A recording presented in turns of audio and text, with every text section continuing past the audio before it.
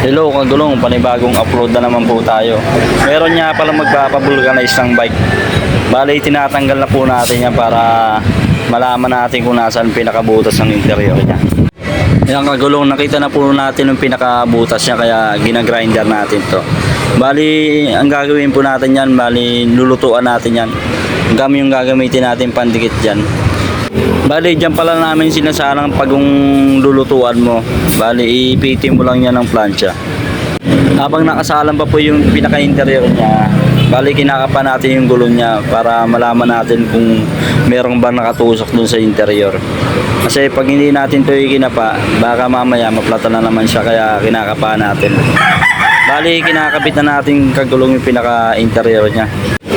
Kaya sa mga gusto magpa-vulcanize dyan, try nyo na dito sa amin. Dito lang naman kami sa may Molino 2, Bacoor, Cavite Road.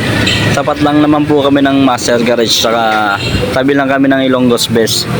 Saka maluwag talaga ang parkingan namin dito. Kaya panigurado na hindi kayo maiilang na magparking dito sa amin. Gawa ng maluwag talaga ang parkingan namin dito. Kahit anong sasakyan, binubulkanize namin dito. Kahit bike, motor, kotse, truck, kahit alin ba doon. Hanggang dito na nga lang pala yung upload ng video ko. Maraming salamat nga pala sa mga walang sawang sumusuporta ng video ko. God bless po sa lahat.